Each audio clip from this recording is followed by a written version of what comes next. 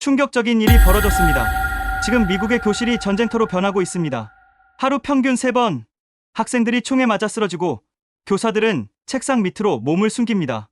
책 대신 총이, 종 대신 비명소리가 울려 퍼지는 교실. 이건 더 이상 뉴스가 아니라 일상이 되어버린 미국의 현실입니다. 이 지옥 같은 상황에서 수백 명의 미국 학생들이 어느 한 나라로 유학을 신청하고 있습니다. 총소리 대신 웃음소리가 들리는 나라. 그곳은 우리가 늘 위험하다고 생각했던 바로 그 나라였습니다. 과연 어디일까요? 오늘 그 충격적인 이야기가 시작됩니다. 그 전에 잠깐 1초 만에 누를 수 있는 좋아요 버튼을 꼭 눌러주시면 영상 제작에 아주 큰 힘이 됩니다. 그럼 바로 사연 시작하겠습니다. 텍사스의 아침은 언제나 뜨겁고 건조합니다. 오전 8시 30분, 소피 리처드스는 교실 복도를 걸으며 친구 에밀리와 주말 이야기를 나누고 있었죠. 그때였습니다. 탕, 탕, 탕. 세 발의 총성이 복도 끝에서 울려 퍼졌습니다. 처음엔 누구도 믿지 못했어요. 또 훈련인가 싶었죠. 하지만 비명소리가 들리고 복도 끝에서 누군가 쓰러지는 모습이 보였습니다. 소피의 심장이 미친 듯이 뛰기 시작했어요. 선생님이 소리쳤습니다. 락다운. 지금 당장 교실 안으로. 문이 잠기고 불이 꺼졌습니다. 25명의 학생들이 책상 밑에 웅크리고 앉았어요. 누군가 흐느끼는 소리, 숨을 참는 소리, 멀리서 들리는 사이렌 소리. 소피는 떨리는 손으로 휴대폰을 꺼내 엄마에게 문자를 보냈습니다. 엄마, 학교에 총 쏘는 사람 있어. 나 괜찮아. 사랑해. 30분이 지나고 경찰이 도착했습니다. 복도엔 혈흔이 남아 있었고 에밀리는 더 이상 소피의 문자에 답하지 않았어요. 다음 날 학교는 임시 휴교령이 내려졌습니다. 뉴스는 또다시 미국의 비극이라는 제목을 달았죠. 정치인들은 애도를 표했지만 아무것도 바뀌지 않았습니다. 소피는 에밀리의 빈 책상을 바라보며 처음으로 의문을 품었어요. 이게 정말 우리가 자랑하는 자유인가? 총을 살 자유, 총에 맞을 자유, 친구를 잃을 자유. 이게 정말 자유의 나라가 맞는 걸까요? 일주일 후 학교는 재개되었습니다. 하지만 분위기는 완전히 달라졌어요. 복도엔 경찰이 배치되었고 투명 백팩 착용이 의무화되었습니다. 교장 선생님은 전교생 앞에서 발표했죠. 우리 학교는 올해 국제교류 프로그램에 참여합니다. 이번 수학여행 목적지는 대한민국입니다. 학생들이 술렁이기 시작했습니다. 소피는 옆 친구에게 속삭였어요. 한국? 북한 바로 민 나라잖아. 거긴 더 위험한 거 아냐? 하지만 한 선생님이 조용히 말했습니다. 한국은 밤에도 학생들이 혼자 걸어다니는 나라래요.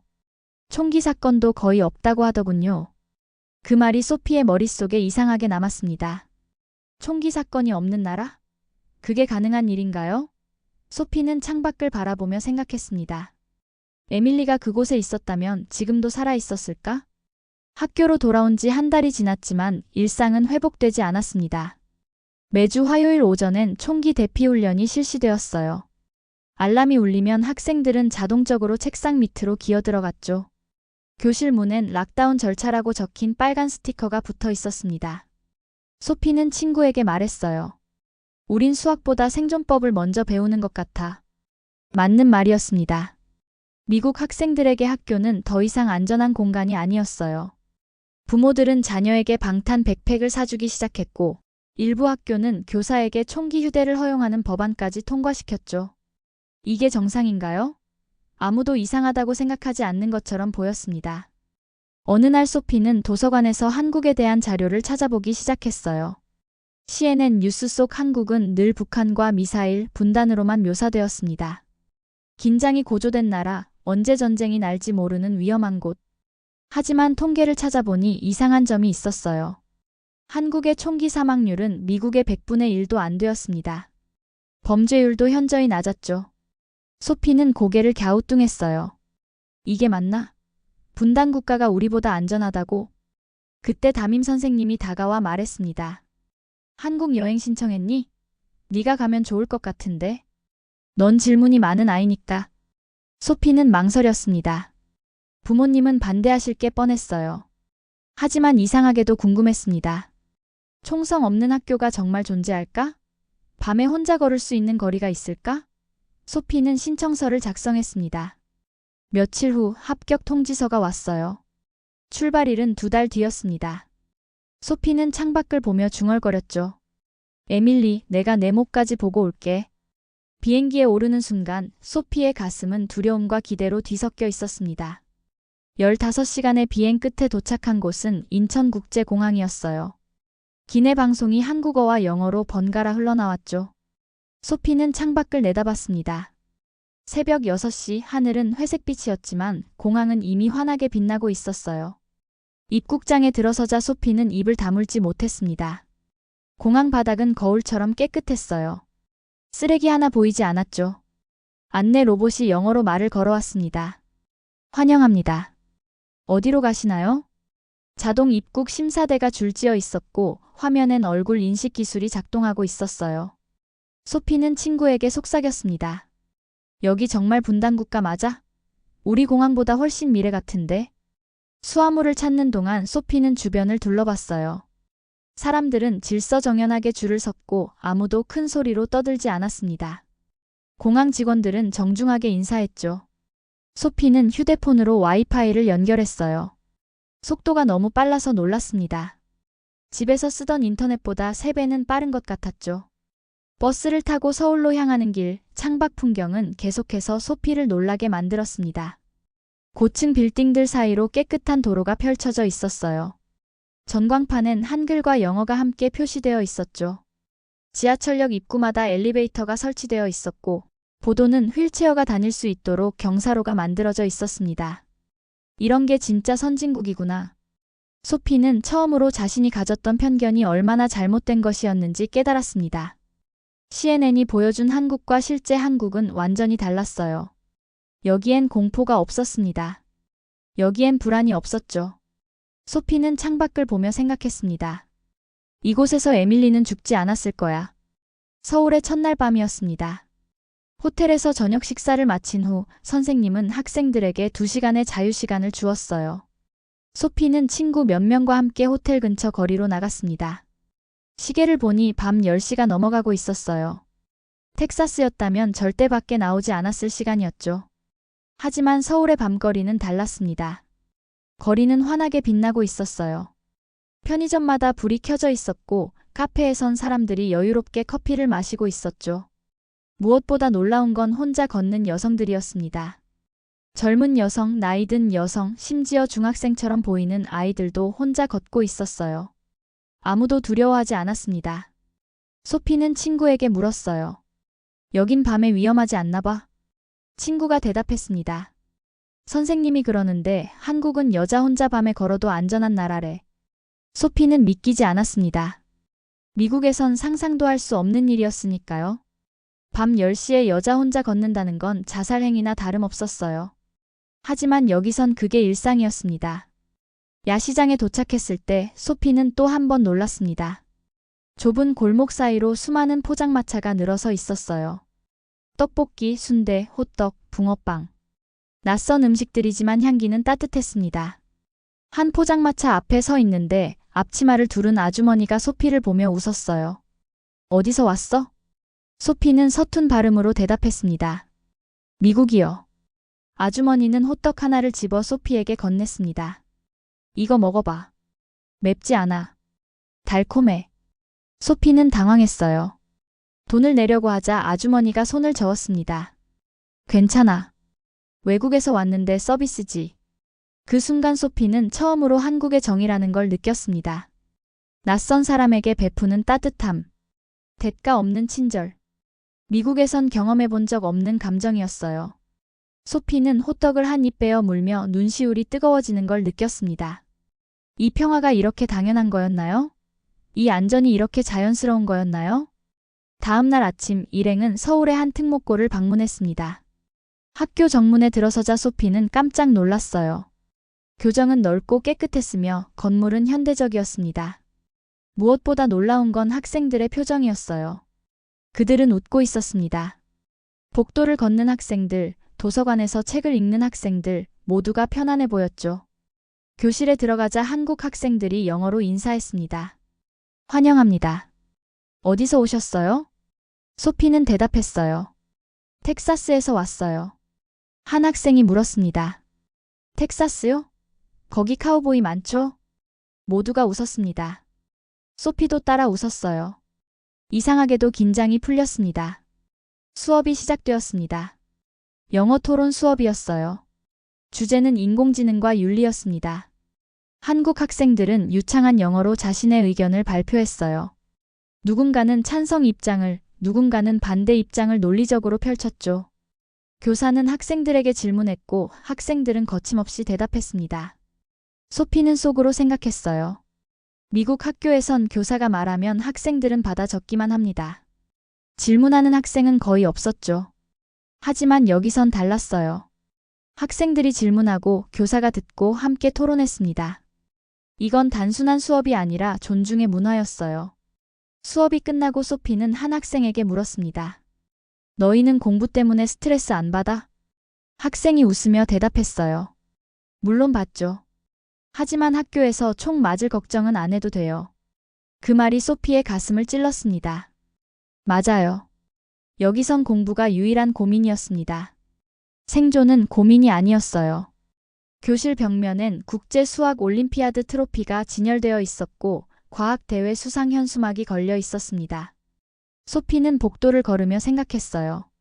우린 수학 문제를 외우지만 그들은 문제를 만들어냅니다. 우린 시험을 준비하지만 그들은 미래를 준비하죠. 진짜 교육은 지식이 아니라 태도에서 시작되는 거구나. 점심시간이 되었습니다. 학생들은 질서정연하게 식당으로 이동했어요. 소피는 식당에 들어서자마자 입을 다물지 못했습니다. 식당은 넓고 깨끗했으며 조리사들은 위생복과 마스크를 착용하고 있었어요. 학생들은 줄을 서서 식판을 받았고 아무도 새치기 하지 않았습니다. 소피가 받은 식판 위엔 갈비찜, 나물무침, 잡곡밥, 미역국, 김치, 그리고 과일까지 올려져 있었어요. 소피는 놀라서 친구를 돌아봤습니다. 이게 다 학교 급식이야? 친구도 똑같이 놀란 표정이었어요. 미국에선 미트볼 하나랑 우유 한 팩이 전부였는데 소피는 식판을 들고 자리에 앉았습니다. 첫 입을 떠먹는 순간 눈시울이 뜨거워졌어요. 음식은 따뜻했고 정성스러웠습니다. 이건 단순한 점심이 아니었어요. 이건 학생을 대하는 태도였습니다. 국가가 학생을 어떻게 생각하는지 한 끼 급식이 모든 걸 말해주고 있었어요. 미국에선 급식이 벌이었습니다. 돈 없는 학생들이나 먹는 형편없는 음식이었죠. 하지만 여기선 달랐어요. 급식은 권리였고 존중이었으며 배려였습니다. 조리사들은 학생들에게 웃으며 말했어요. 맛있게 먹어. 소피는 밥을 먹으며 생각했습니다. 진짜 선진국은 건물이 높은 나라가 아니라 학생을 존중하는 나라구나. 밥 한 끼에 이렇게 정성을 쏟는 나라. 소피는 식판을 비우고 설거지대에 가지런히 올려놓았어요. 다른 학생들도 모두 그렇게 하고 있었습니다. 식당을 나오며 소피는 친구에게 말했어요. 내가 잘못 알고 있었어. 진짜 교육은 교실이 아니라 식당에서 시작되는 거야. 친구가 고개를 끄덕였습니다. 맞아. 여긴 학생을 사람으로 대하는 것 같아. 소피는 하늘을 올려다봤습니다. 구름 한 점 없는 맑은 하늘이었어요. 텍사스의 하늘과 똑같았지만 왠지 더 평화로워 보였습니다. 한 달 후 소피는 텍사스로 돌아왔습니다. 공항에 내리자마자 느껴지는 건 답답함이었어요. 와이파이는 느렸고 사람들은 무뚝뚝했으며 거리는 어딘가 위협적으로 느껴졌습니다. 학교로 돌아온 첫날 소피는 교실에 앉아 있었어요. 오전 10시 익숙한 알람 소리가 울렸습니다. 학생 여러분, 이것은 훈련입니다. 교실 문을 잠그고 책상 밑으로 대피하세요. 학생들은 기계적으로 움직였어요. 불을 끄고 문을 잠그고 책상 밑으로 숨었습니다. 어둠 속에서 소피는 서울의 밤거리를 떠올렸어요. 환한 불빛, 웃는 사람들, 혼자 걷는 여성들. 그곳엔 이런 훈련이 없었습니다. 그곳엔 공포가 없었어요. 훈련이 끝나고 불이 켜졌습니다. 선생님이 말했어요. 다들 잘했어. 하지만 실제 상황에선 더 빨리 움직여야 해. 소피는 손을 들었습니다. 선생님, 왜 우린 공부보다 이런 훈련을 더 자주 하는 건가요? 선생님은 잠시 말이 없었습니다. 그리고 조용히 대답했어요. 소피, 이게 미국이니까. 그날 밤 소피는 부모님과 저녁을 먹으며 말했습니다. 엄마, 아빠. 나 한국에 가서 공부하고 싶어요. 아버지가 포크를 내려놓으며 물었어요. 갑자기 왜? 소피는 대답했습니다. 거기선 총소리가 안 들려요. 밤에 혼자 걸을 수 있어요. 학교 급식은 따뜻하고 선생님은 학생을 존중해요. 진짜 위험한 곳은 여기가 맞아요. 어머니가 걱정스럽게 말했습니다. 하지만 거긴 분단국가잖니? 소피는 고개를 저었어요. 아니에요. 거긴 평화로운 나라예요. 우리보다 훨씬 안전해요. 부모님은 서로를 바라봤습니다. 소피의 눈엔 눈물이 고여 있었어요. 엄마, 에밀리 기억하죠? 에밀리는 한국에 있었으면 안 죽었을 거예요. 그 말이 식탁을 무겁게 짓눌렀습니다. 1년이 흘렀습니다. 소피는 부모님을 설득하는데 6개월이 걸렸어요. 수없이 많은 대화, 눈물, 그리고 자료 조사 끝에 부모님은 동의했습니다. 소피는 한국의 한국제고등학교에 지원했고 합격 통지를 받았어요. 출발일은 2월 첫째 주였습니다. 공항에서 부모님은 소피를 꼭 안아주었어요. 어머니가 울먹이며 말했습니다. 자주 연락해. 아프지 말고. 소피는 고개를 끄덕였습니다. 걱정 마세요. 거긴 안전해요. 비행기에 올랐습니다. 창밖으로 텍사스가 점점 작아지고 있었어요. 소피는 생각했습니다. 이제 시작이구나. 새로운 삶의 시작. 15시간 후 소피는 다시 인천공항에 도착했습니다. 이번엔 놀라지 않았어요. 이미 알고 있었으니까. 이곳이 얼마나 깨끗하고 안전하고 미래지향적인지. 학교 기숙사에 짐을 풀고 소피는 저녁에 혼자 산책을 나갔습니다. 밤 11시였지만 거리는 밝았어요. 편의점 불빛, 카페 불빛, 그리고 사람들의 웃음소리. 소피는 걸으며 중얼거렸습니다. 내 인생은 두 개의 소리로 나뉘어요. 하나는 총성이었고 하나는 한국의 웃음이었죠. 그때 휴대폰이 울렸습니다.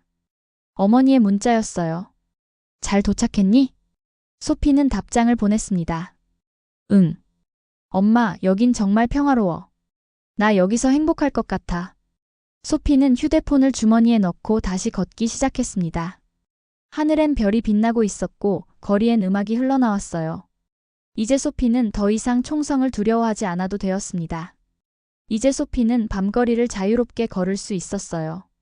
이제 소피는 정말로 자유로웠습니다. 생명의 자유, 평화의 자유, 존중받을 자유. 소피는 작은 카페 앞에 멈춰 섰습니다. 유리창 너머로 학생들이 공부하는 모습이 보였어요. 모두가 집중하고 있었고 아무도 두려워하지 않았습니다. 소피는 미소를 지었습니다. 그리고 천천히 기숙사로 돌아가는 길을 걸었어요. 내일부터 시작될 새로운 학교 생활을 기대하며. 영상 시청해주셔서 감사합니다. 오늘의 감동 듣기 사연 어떠셨나요? 감동적인 이야기가 여러분의 가슴에 와닿기를 바랍니다. 여러분의 뜨거운 의견을 댓글로 남겨주시고 이 영상이 여러분의 가슴을 울렸다면 구독과 좋아요 그리고 공유를 부탁드립니다. 대한민국의 위대한 이야기가 더 많은 사람들에게 전해질 수 있도록 함께 해주세요. 저는 다음에 더 좋은 사연으로 돌아오겠습니다. 감사합니다.